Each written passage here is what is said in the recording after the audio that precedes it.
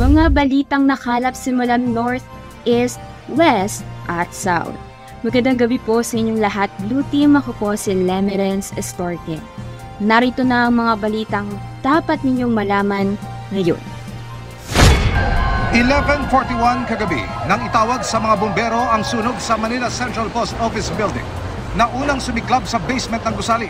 Ginamit na natin ng mga tubig sa fountain, tubig sa Pasig River para lang makapag-supply ng water. Kahit magbomba tayo ng tubig, dahil sa init niya nag-evaporate din po yung tubig. Nahirapan po kasi kami, kulang po yung tubig. Ventilation ng hangin tsaka yung usok hindi po basta-basta nakakalabas yung usok, kaya talaga yung init nandun nagpo-focus sa loob lang. This is one of the historical sites in Manila, so we will really intensify inspection of all. Hindi lang po yung mga historical government offices. Ang pamalansod ng Maynila ay makikipagtulungan po sa ating national government na maibalik, ma-restore ang dati pong infrastruktura na kung saan nakatayo ang Manila Central Post Office. Kung pagbabasihan po natin yung maximum sustained winds, napakalakas po nito na bagyo at higit pa ito sa 200 kilometers per hour po. No? So kung iisipin natin, parang doble ng lakas or bilis po ng isang tumatakbong mabilis na sasakyan ang bilis na hangin o dalang hangin nito. 90% ng adult labor force ang napag-alamang walang trabaho ayon sa Social Weather Station o SWS. Katumbas yan ng halos 8.5 na milyong Pilipino as of March ngayong taon.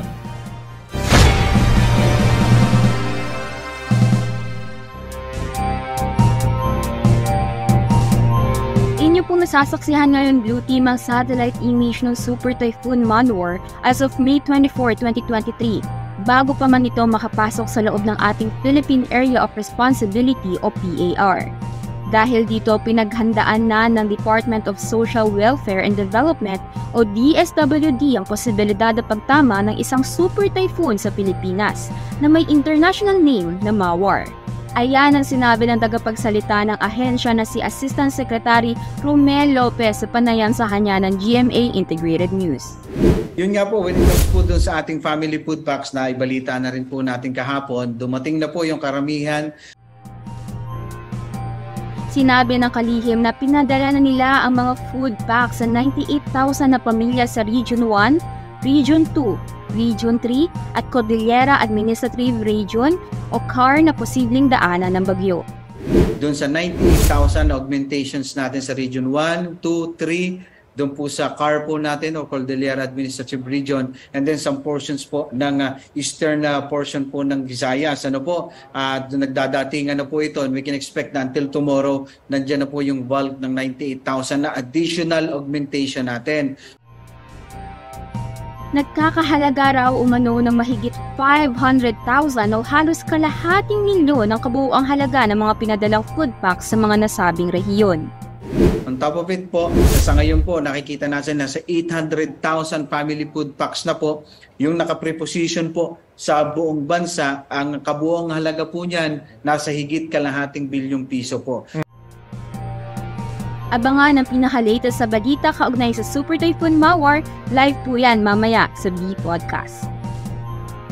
Tinupok naman ng apoy ang Manila Central Post Office nitong May 22. Inakyat ng Bureau of Fire Protection ng BFP sa pinakamataas na antas sa Task Force Delta ang sunog na inabot ng halos 30 oras bago ideklarang fire out ang sunog bandang 6:33 ng umaga. Pinaniniwala ang nag-ugat ang sunog sa basement ng post office na nagtuloy-tuloy hanggang sa unang ideklara ang fire alert bandang 11:54 PM ng linggo na inabot na ng 5:54 ng umaga. Kinabukasan na po yan ng Lunes bago iakyat sa pinakamataas na antas ng fire alarm level. Tinatayang nasa 300 million pesos ang iniwang pinsala ng naturang insidente. Iniimbestigahan pa rin ng mga otoridad ang nangyaring sunog na yan sa Maynila. Muli, magandang gabi. Bumaba sa 19% ang mga Pilipinong walang trabaho ayon sa Social Weather Stations o SWS. Pero ang bilang na yan hindi pa sapat upang sabihing nakakabangon na ang bansa mula sa pandemya. Narito ang report. 19% ng adult labor force ang napag-alamang walang trabaho ayon sa Social Weather Station o SWS. Katumbas yan ng halos 8.5 na milyong Pilipino as of March ngayon taon. Mas mababa ng 2.3 kumpara sa naitala noong December 2022 na umabot ng 21.3%. Pero malayo pa yan sa 17.5% na naitala bago mag-pandemic noong December 2019. Ibig sabihin, hindi pa nakakabangon ng bansa mula sa naidulot ng COVID-19 dahil marami pa rin sa mga edad 18 years old pataas ang wala pang trabaho, naghahanap pa lang trabaho o walang trabaho. Karamihan sa kanila ayon sa SWS, nag-resign sa kanilang dating trabaho, maghahanap pala ng trabaho, o di kaya'y nawala ng trabaho nung kasagsagan ng COVID-19.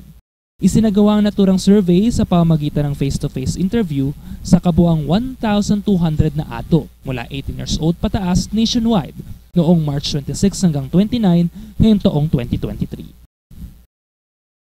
Susunod ngayon, abangan ang aking opinyon kaugnay sa isang partikular na isyong pinag-uusapan ng sambayanan. Mamaya na po yan sa ating pagbabalik.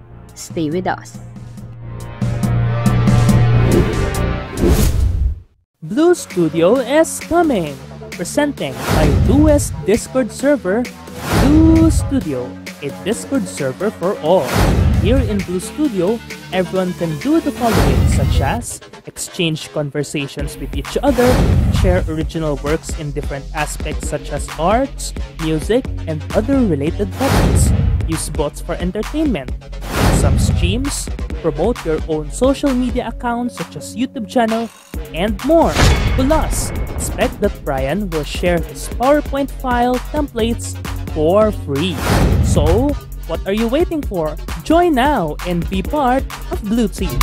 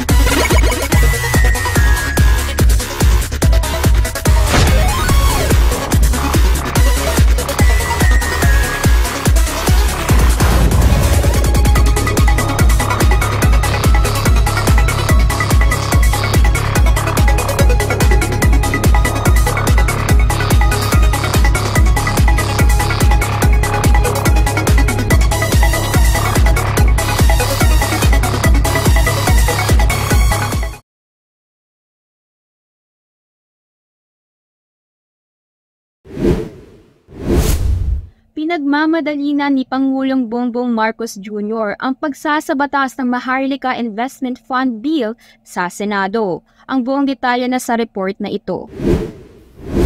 Nakatanggap ng isang liham mula sa Malacanang sa Senate President Juan Miguel Zubiri.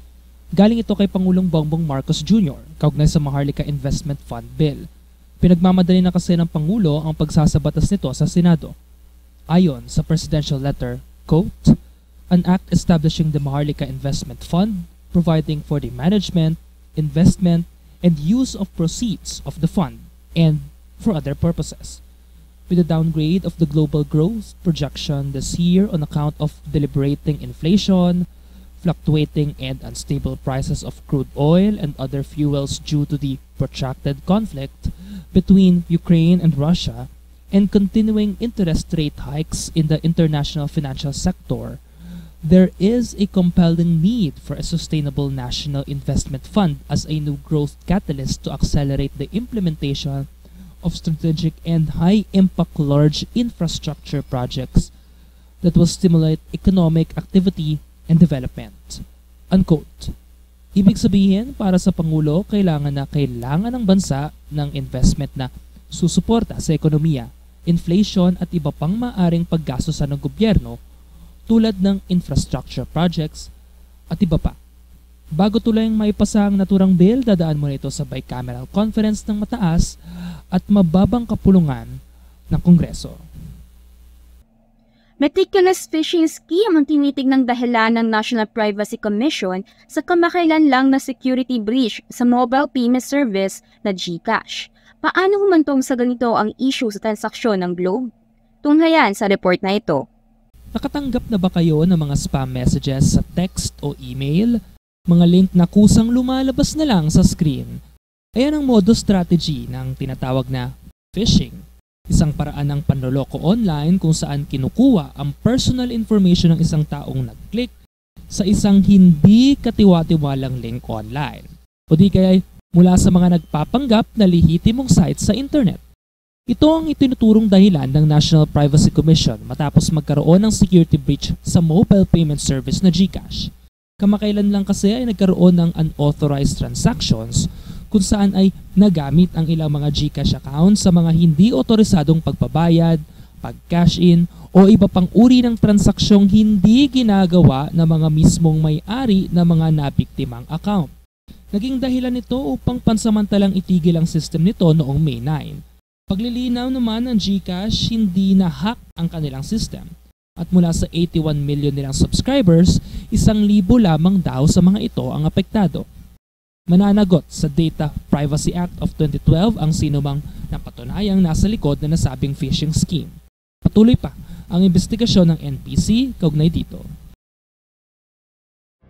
Susunod, ngayon. Walang bibitiw dahil ang aking opinion tungkol sa isang particular na issue, susunod na. Tungkol saan nga ba ang pag-uusapan natin mamaya? Ayan ang ating aabangan, Blue Teams, stay with us.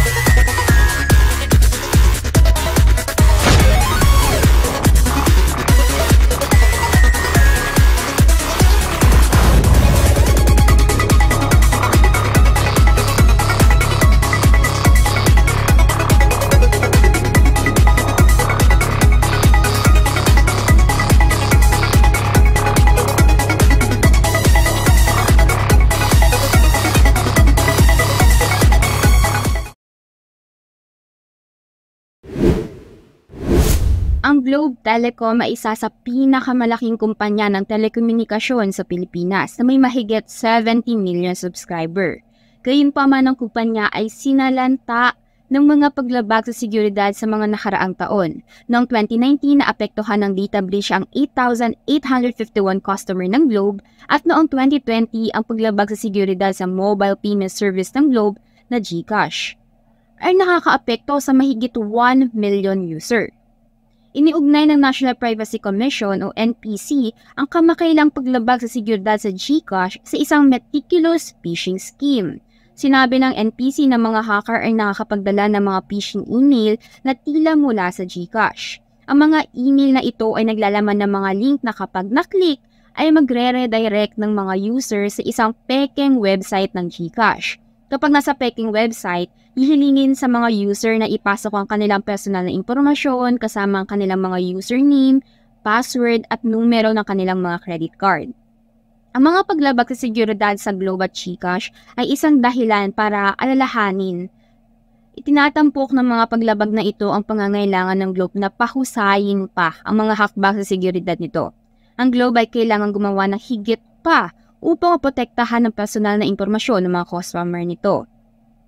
Bilang karagdagan sa pagpapabuti ng mga hakbang sa seguridad nito, kailangan din ng Globe na maging mas malinaw tungkol sa mga paglabag sa seguridad nito. Sa nakaraan, ng Globe ay mabagal na magbunyag ng impormasyon tungkol sa mga statement sa mga insidente. Dahil sa kawalan ng transparency na ito, naging mahirap para sa mga customer na protektahan ang kanilang sarili mula sa mga pag-atake ng phishing. Ngunit maraming nagsilabasa na impormasyon na imbis na phishing scheme ay may mga pagnanakaw talagang nagaganap sa loob mismo ng GCash. Marahil sa kadahilan ng hindi sila nag-open ng phishing website o link sa kanilang mga email, ngunit nawalan pa rin sila ng pera. Globe at NPC, ano ba talaga ang katotohanan? Marahil madami ang subscriber ng GCash at kailangan ay secure ang lahat ng kanilang mga funds at hindi lamang iyon, pati ang kanilang personal na impormasyon. Ang Globe ay isang pangunahing manlalaro sa merkado ng telekomunikasyon sa Pilipinas. Ang kumpanya ay may responsibilidad na protektahan ang personal na impormasyon ng mga customer nito. Kailangan gumawa ng mga hakbang ang Globe upang mapabuti mga hakbang sa seguridad at maging mas malinaw tungkol sa mga paglabag dito.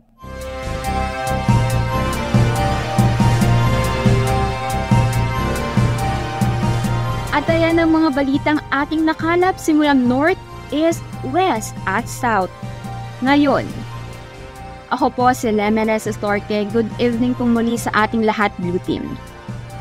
You're still watching DCRC 3 TV. Stay with us.